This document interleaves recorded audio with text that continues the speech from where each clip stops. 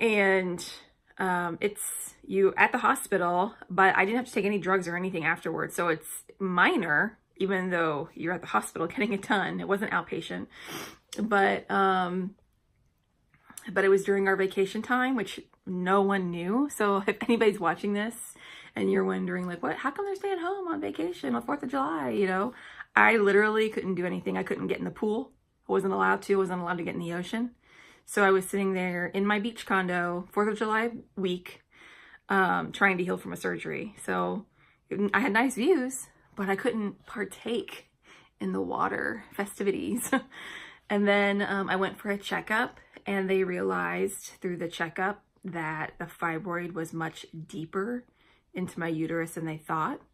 And so they needed to do surgery again to really just, lack of a better word, scrape, get it out. So we had to wait for that was really disappointing for me and for us, because there was a lot of burden that started to take place, because we had saved up some and we have a health savings account that we had money in, but that first surgery and some of those appointments ate up a lot of that money, which I thought was going towards the actual process of IVF. And it wasn't happening that way. And things started looking really dark, because I started thinking, how are we going to afford this? Like, what are we going to do? And the good thing is that we had almost hit our deductible. So at that point, the second surgery was going to be that much cheaper. Fortunately, we had to do it again. I mean, she's amazing. She apologized left and right. She's a great doctor, but it was just one of those weird things that happened. And so she made sure she got it the second time. The second surgery happened at the end of August, right around Labor Day weekend. And if you guys remember, in 2017, on Labor Day, the governor of Florida declared a state of emergency because it was a hurricane. I think it was Hurricane Matthew. I think that's correct. Hurricane Matthew was coming up, and everybody was like getting out of town. And I had to go in for a checkup because I actually had a catheter inside, and not like, it wasn't being used. It was being used for, going to the bathroom. It was actually being used as a healing mechanism for I guess it was like a little hole, like if you can imagine like a little bit of a crater. Like I had no pain. I didn't have to take any medication. But they fill it with like a little bit of saline or water and kind of lay it in that crater. And that is just supposed to help some of the healing process. So I had to get that taken out. And so I was like, oh my gosh, I need to, like, if we're leaving town, like I got to get this taken out. Like nobody better shut down. Like I started getting nervous. And so that Tuesday morning I went in and was able to get it taken out. And then literally like the next day we were like gone to Orlando, because we lived on the beach. It's emergency evacuation, mandatory evacuation. You got to go. So we left, and plus we had cats, so we had to go to Orlando with them. And then that was when, after that, that's when I started hitting it really hard with the working out. I started walking up and down the beach. There's a great bridge right where we lived that went over the intercoastal. It's a drawbridge, so you'd see the big boats. And lots of times I would get stopped and we'd see the boats go by. It was so awesome. And then the break was at the top of the bridge where the wind was blowing, and then you've got your cold water. It was just, I really miss it, because it was just a special, sweet time. And I worked my butt off. I was working out 6 days a week, about 45 minutes. About 45 minutes. I had a nutrition thing that I was following, no counting calories, none of that kind of stuff. It was very simplistic, very easy, which I want to get back on again. And I did it. In about a month and a half, I had lost maybe about 2 months, month and a half to 2 months. I had lost almost 20 pounds. I only needed to lose like 13 or 14, and I lost almost 20. And I got cleared. I had to have it done by a certain day, and I did it. And I literally wore my workout clothes to the office because I had to go in for checkups so much and they weigh you. And I would wear the same thing all the time. And finally, my doctor was like, why do you wear the same thing all the time? And you always come in with clothes. And I was like, because like, I want to get cleared for IVF. Like somebody told me in your office that I should do that. That way it's like the same all the time. And she just got a giggle out of it. I'm like, I didn't care. Like, I didn't care. I was going to be that person that wore the same thing. I was clean. I hadn't worked out. Like I told her, I'm like, I would never come in here with a dirty body. I was always clean when I had my workout clothes on. So we got cleared to start IVF, and that was in mid to late September. And so what they do is I had all these medications that I had to inject myself with. They were hormones. And I can do a follow-up video if you guys want of like everything I took. I don't know if that's, you know, anything interesting to anybody, but I had to do injections. Josh had to give me injections every day and for a 2-week period. And that allows your follicles to all grow at the same time. And it's preparing them to pull as many eggs as they can out of you. So they're all growing at the same time. And I had to go to the doctor every other day the first week. And then the second day I had to go almost every, I think I had went 6 out of 7 days, even on the weekends. They will come in on the weekend to check you. So that's how serious this stuff is.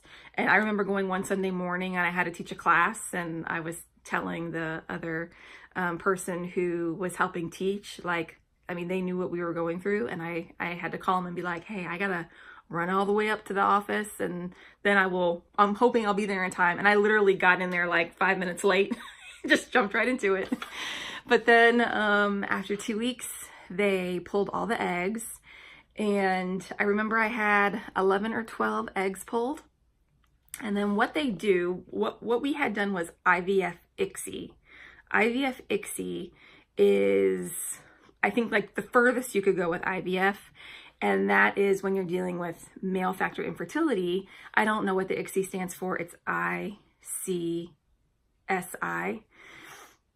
But basically what they do is they take the sperm and they wash it or give it a Red Bull to find the healthy sperm. And then they will like handpick the sperm and they will marry it with the egg. They will actually insert it into the egg. They do not just let it take on its own. They actually will insert it into the egg.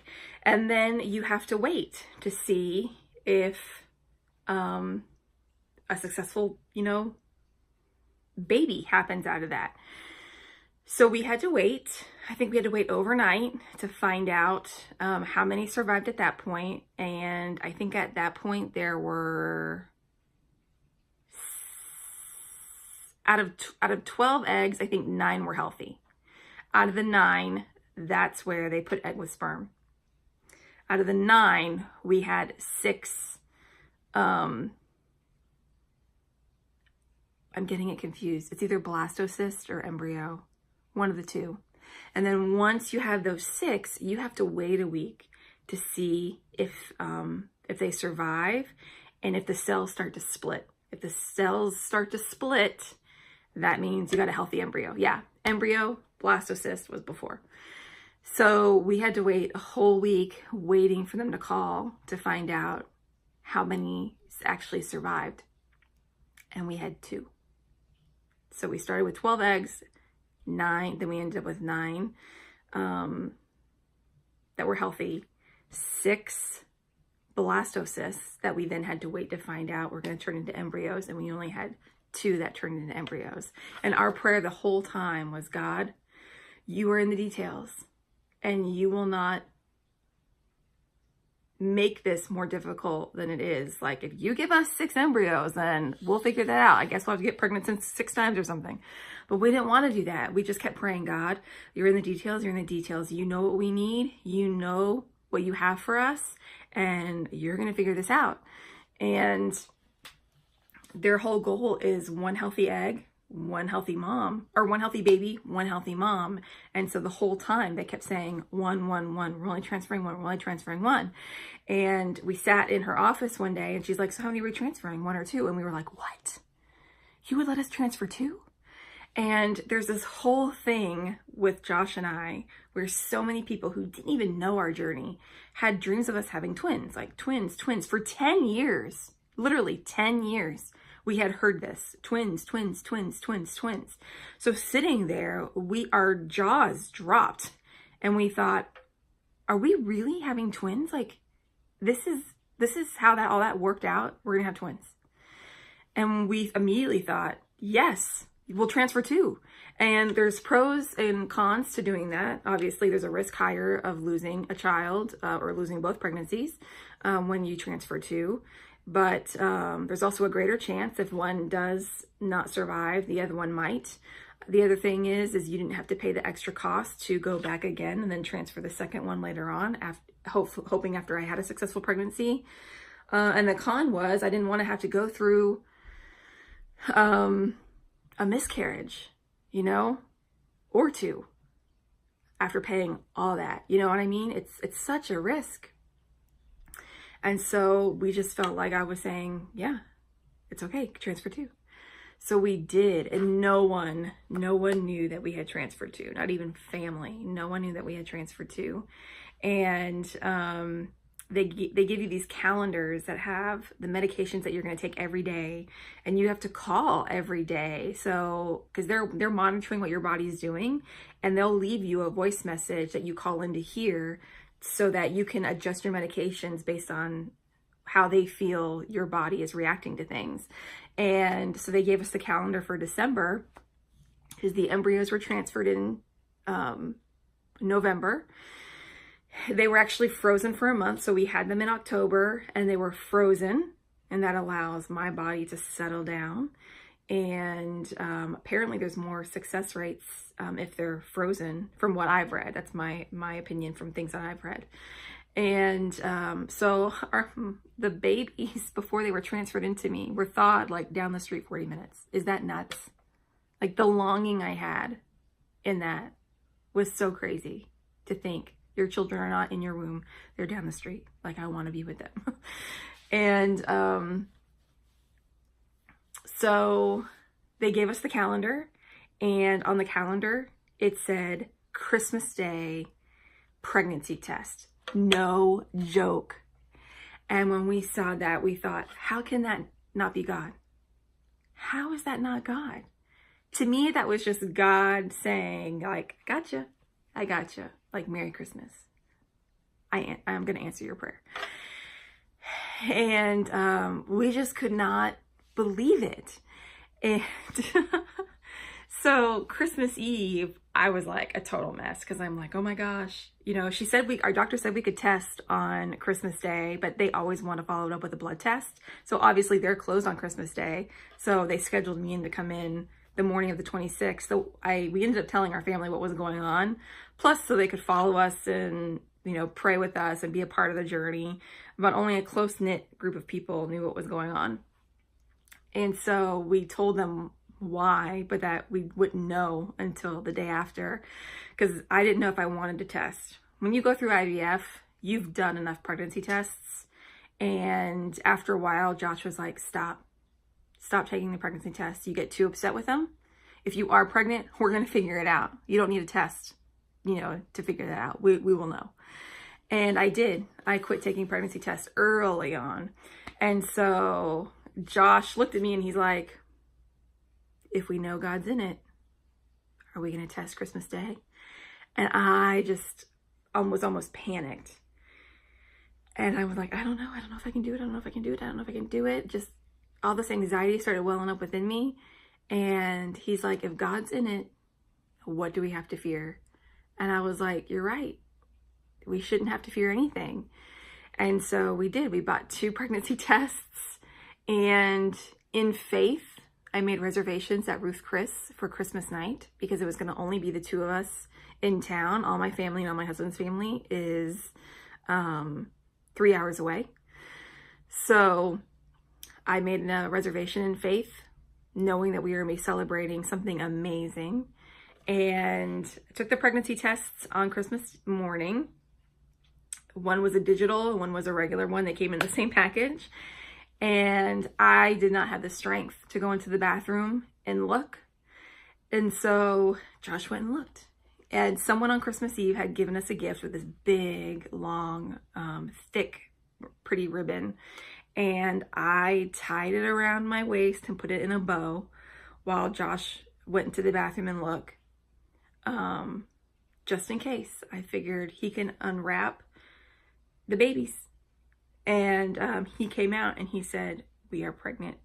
And I thought, oh my Lord, I am pregnant with twins. And I just unloaded 10 years of tears. I hyperventilated. We held each other for what must have been literally 30 minutes on the couch Christmas Day morning. And we just cried and cried and cried. And we prayed and we thanked God and blah, blah, blah, blah, blah. Like, it was just nuts. And we got to celebrate at Ruth Chris on Christmas night an amazing miracle of not just God, but the faithfulness of God and him answering prayers and bringing life into my womb. And then it wasn't until late January or the 1st of February that we had our first ultrasound. Had to have been January. And so we were so excited, and we were actually going shopping for someone's baby shower after that. And so we were all excited that we were going to get to go walk around and look at things. And we get to the ultrasound and there's only one heartbeat. And it completely took us by surprise. And what was supposed to be an appointment filled with years of anticipation and excitement was one filled with shock, sadness, and disappointment yet again. Even though one had survived. Like when she said there's only one heartbeat, it was just like everything slowed down. I don't even remember anything she said. Josh knew I had checked out. And there we were sitting in a super Target in a cafe, supposed to be shopping for someone else's shower. And we thought to ourselves, what's happened? How come there's not two?